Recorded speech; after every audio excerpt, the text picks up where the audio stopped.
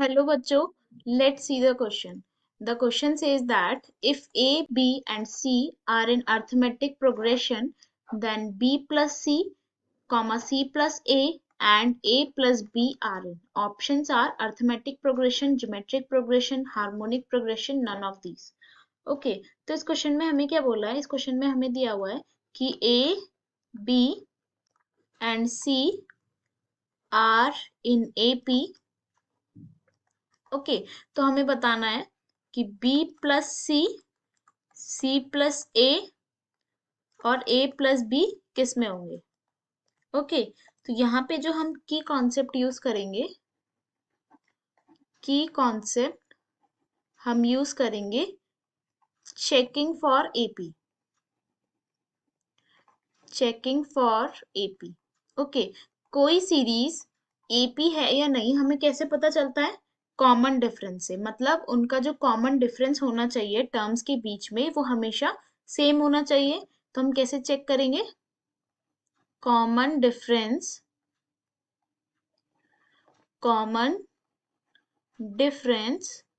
must always be same between any two consecutive terms.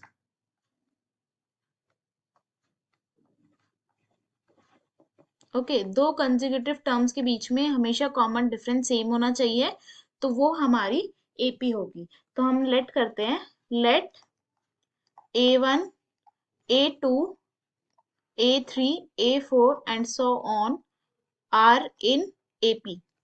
अगर ये AP में है तो हमें पता है कॉमन डिफरेंस हम कैसे निकालते हैं. कॉमन डिफरेंस हम कैसे निकालते हैं? A2 माइनस A1 से. ओके या फिर present term minus previous term, ऐसे निकालते हैं हम हमेशा कॉमन डिफरेंस. मतलब जहां पे हमारी प्रेजेंट टर्म है उनसे प्रीवियस टर्म में अगर सब्ट्रैक्ट कर देंगे हम तो वो हमारा कॉमन डिफरेंस आ जाएगा. तो यहाँ पे कॉमन डिफरेंस क्या होगा? ओके A2 माइनस A1 ये हमारा कॉमन डिफरेंस है A2 और A1 और A2 के बीच में. और ये किसके इक्वल होना चाहिए? A3 माइनस A2 के. तो यही कॉन्सेप्ट हम यूज करके यहाँ पे चेक करेंगे. ओके तो हमें बोला है कि A B C are in A P. A B and C are in A P. तो इनके बीच का कॉमन डिफरेंस सेम होना चाहिए. इट मीन्स अगर हम बी में से ए को माइनस करें वो किसके इक्वल होना चाहिए? सी माइनस बी के. तो b minus C, b minus A is equals to C minus B.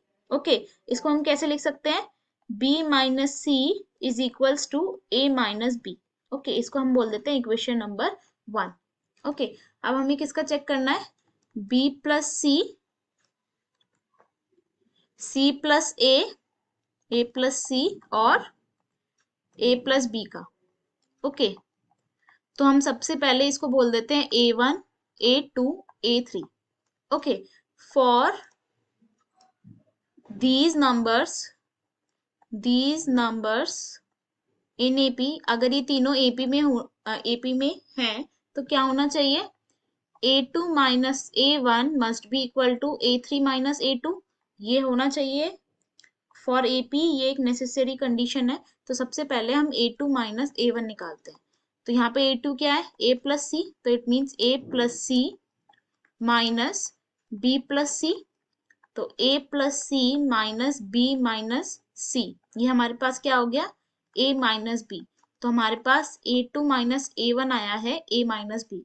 अब हम निकालेंगे A3 माइनस A2. ये क्या होगा हमारे पास? a plus B minus a plus C, a plus B minus a minus C. यहाँ पे a से माइनस a कैंसिल. तो ये हमारे पास आया b माइनस सी. ओके A3 माइनस A2 आया हमारे पास b माइनस सी. अब हम यहाँ पे इक्वेशन 1 में देखें तो b माइनस सी किसके इक्वल है? a माइनस बी के.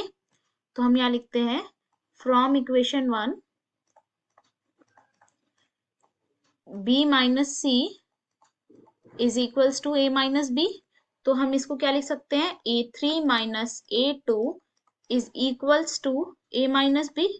ओके, इसको हम बोल देते हैं इक्वेशन नंबर 2, इसको बोल देते हैं इक्वेशन नंबर 3। अब हम इक्वेशन नंबर 2 और इक्वेशन नंबर 3 में देख सकते हैं कि ये दोनों सेम है, तो हम यहाँ लिखेंगे फ्रॉम इक्वेशन 2 एंड 3 फाइनली हमारा A2 minus A1 is equals to A3 minus A2 आ गया। ओके, तो इट मीन्स ये जो हमारी सीरीज है ये अर्थमेटिक प्रोग्रेशन में है। This means the series is in AP। जो हमारी सीरीज दे रखी थी B plus C, A plus C और A प्लस बी की, ये हमारी अर्थमेटिक प्रोग्रेशन में है, इसलिए यहाँ पे हमारा ऑप्शन नंबर A जो होगा वो करेक्ट होगा। Okay, hope you will understand. Best of luck, thank you.